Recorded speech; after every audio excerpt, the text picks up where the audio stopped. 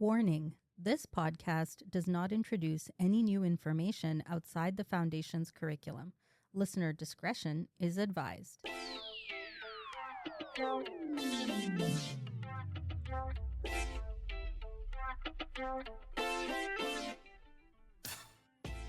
Hey there, Central Liners. Welcome to a new episode of Real Doctors, Real Friends, the official podcast of Foundations of Medicine. I'm your host, Roshan, along with my partner in medical education, Shereen. Hi, everyone. Congratulations on moving forward in your Foundation's journey. We're tackling some of the most complex intersections of basic science, social determinants of health, and clinical decision-making this week. Our dive this week started with redefining obesity, acknowledging that it is far more complex than just a number on a scale. We learned that obesity is defined as abnormal and excessive fat accumulation that impairs health, and really moving past simplistic measures like BMI is why the Edmonton Obesity Staging System, or EOSS, is the crucial next step in beginning management for a patient who is overweight or obese. That's right. The EOSS provides a comprehensive risk assessment score by incorporating clinical risk factors, physical symptoms, and psychological factors related to obesity. This systematic, multidimensional assessment perfectly aligns with our commitment to address the 4 M's of obesity, which are mental, mechanical, metabolic, and monetary health impacts. And this is vital as we address the pervasive issue of weight bias and stigma within the healthcare system. The societal narrative that suggests patients lack willpower fundamentally ignores the complexity of obesity as a chronic disease.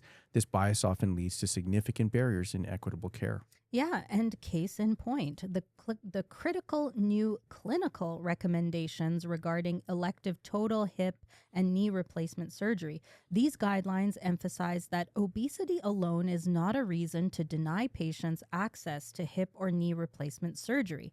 Furthermore, BMI is an imperfect measure and should specifically not be used to determine surgical candidacy cutoffs. Actually, waist circumference is a better measure, to our understanding now, than BMI, but it also can't be considered in isolation, which again highlights the value of the Edmonton Obesity Staging System. Exactly. Instead of relying on arbitrary weight limits, physicians must perform a holistic surgical and medical assessment to truly understand the individual risk-benefit profile. And crucially, to reduce stigma, physicians must strive to communicate in a manner that is free from judgment, bias, and/or discrimination. Even simple actions like ensuring the clinical environment is supportive and inclusive by having appropriately sized equipment helps mitigate this bias. And we certainly reinforce these concepts through our WOBE questions this week. When dealing with Mr. Patel, who presents with chronic knee pain, a BMI of 33, and elevated blood pressure, confirming his risk profile using the EOSS is the most appropriate next step after initial measurements. We also confirmed that his primary complaint, chronic knee pain consistent with osteoarthritis, falls squarely under mechanical health concerns in the 4 M's model. Moving from chronic disease management to the earliest moments of human development, we covered the critical sequence of embryogenesis. The process begins after fertilization with the single zygote, followed by cleavage into the morula, a 12 to 32 cell stage that occurs about 3 days post-fertilization, leading to the blastocyst and eventually establishing the bilaminar and trilaminar discs. The formation of the trilaminar disc during gastrulation in the 3rd week of gestation is foundational, establishing the major body axes and defining the 3 primary germ layers. These are the ectoderm, which gives rise to the nervous system, and the epidermis. The mesoderm forms vital structures like the cardiovascular system, blood cells, serosal linings of body cavities, and muscle tissues, and the endoderm, which ultimately forms the linings of the gut and the respiratory system. This understanding of normal development is the prerequisite for discussing dysmorphology, the study of congenital malformations and patterns of birth defects. We focused on how these defects arise, differentiating between intrinsic and extrinsic causes. Terminology is also important. We have to know the difference between a malformation and a deformation. A malformation is an intrinsic error, so an alteration of the primary developmental program, usually arising in the embryonic period. Examples include the single organ anomaly, like a ventricular septal defect or VSD, or the polydactyly often seen in trisomy 13. Conversely, a deformation is an altered shape or position caused by extrinsic mechanical forces, such as fetal crowding in a twin pregnancy leading to clubfoot. Importantly, deformations may be reversible after birth. This knowledge is immensely important for prenatal counseling. Birth defects are a major concern, affecting approximately 5% of live born subjects, meaning physicians in all fields need competence in this area. Understanding the timing of embryologic events is critical for analyzing the cause of a birth defect. This ties directly into the utility of screening tools like non-invasive prenatal testing, or NIPT, which analyzes cell-free fetal DNA, or CFF-DNA, to screen for aneuploidies like trisomy 13, 18, and 21.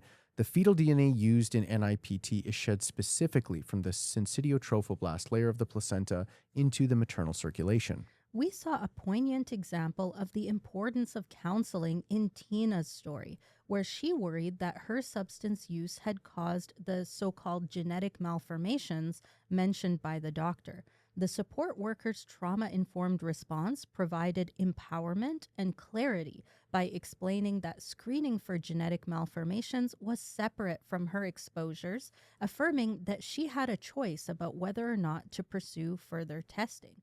This highlights that prenatal counseling isn't just about diagnostics, it's about providing clear, trauma-informed information and centering patient choice. Now, for metabolism, we solidified our understanding of energy mobilization. When fasting, for instance, glucagon signaling activates hormone-sensitive lipase, or HSL, driving the breakdown of stored triacylglycerols in adipocytes. In the liver, high fatty acid flux leads to the production of ketone bodies, which, in overproduction, can result in metabolic acidosis. And in assessing cardiovascular risk, we confirmed that HDL is considered good because it mediates the efflux of cholesterol from foam cells associated with plaque formation. In other words, reverse cholesterol transport. And that's high-density lipoprotein. Yes. And lastly, let's revisit the critical role of advocacy. Tina's narrative highlighted how colonialism and intergenerational trauma severely impacts Indigenous maternal health and access to care. Effective advocacy involves immediate patient support, such as linking Tina with the HER, or Health Empowered Resilient Pregnancy Program, providing financial support through a letter for AISH, and even recognizing sort of the impacts of colonialism and intergenerational trauma, as we highlighted during the story of the week. Yeah. This hands-on advocacy adheres to the principles of trauma-informed care, ensuring safety, promoting collaboration, and providing empowerment in clinical settings, especially when addressing sensitive issues in patients who have experienced trauma. Okay, so for our moment of truth, Central Liners, we asked you last week, salty or sweet snacks for studying? You know, I expected a landslide victory for Team Sweet, assuming those late night sessions demand immediate glucose satisfaction and the brain is an obligate glucose utilizer. That is correct. Well, the results, I guess, weren't incredibly close, indicating still a debate among future doctors. 66% of our Central Liners proudly sided with salty snacks. That means 34% opted for the sweet snacks camp. Okay. Oh, so I guess they're both on our side, although I played the devil's advocate with sweet snacks. Well, we close today by revisiting the theme of advocacy, inspired by the deep material we covered this week.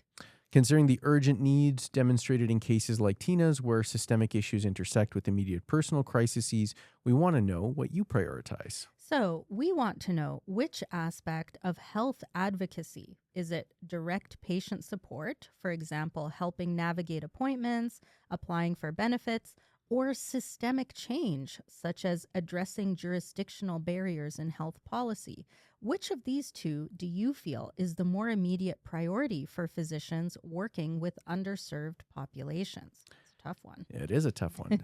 For our test of friendship this week, we are slowly getting into what I believe you had heard was coined the spooky season. Spooky season. Okay. Yeah. Halloween decor and costumes. Do you go all out, or are you more of a minimalist like me?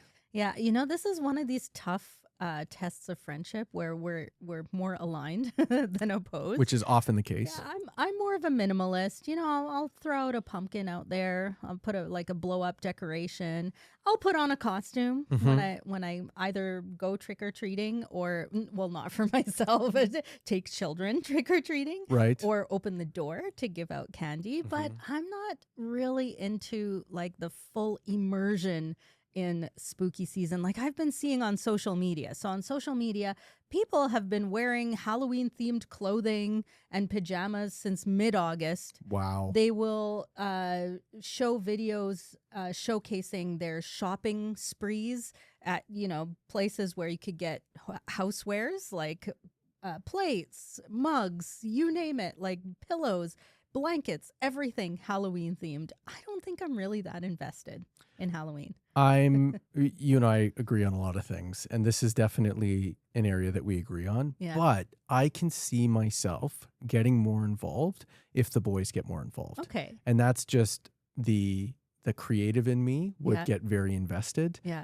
But at this moment in time, I don't understand what the hype is. Yeah. I don't. I do appreciate how much joy it brings the kids. Yeah. And it taps into my own childhood memories of how enjoyable it was. Yeah. Because it wasn't just about the candy, although that was the primary focus. Yeah. It was also about dressing up, Yeah. going out with your friends. I don't know. We're fall people, right? Yeah, You and I are autumn exactly, people, and I yeah. think that also helps. Yes. I really like autumn as a season, which we've mentioned in the newsletter, but didn't really talk about it more. Yeah. And I think it's sort of the quintessential fall holiday, if you will. Yeah. So that was something that really tapped in for me Yeah. as a connection to Halloween growing up.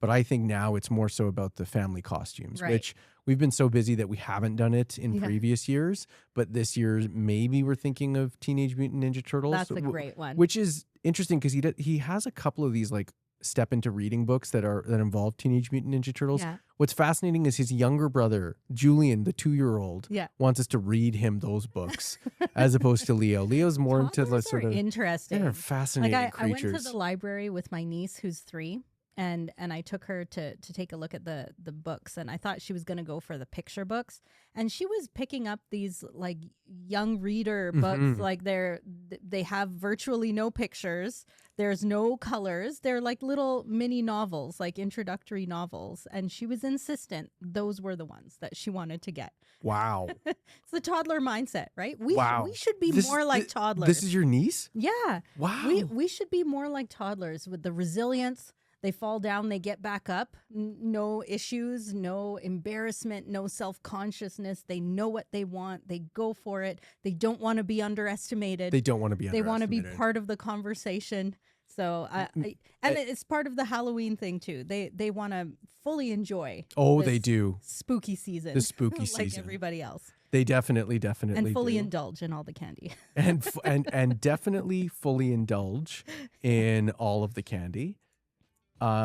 So I mean I think then we need to hear from our central We liners. need to hear from you. So head over to our live polling to vote. We'll reveal the results in the next episode of Real Doctors, Real Friends. Until then, keep up the great work, Central Liners. Congratulations on completing week 7 of Foundations. Take care, everyone.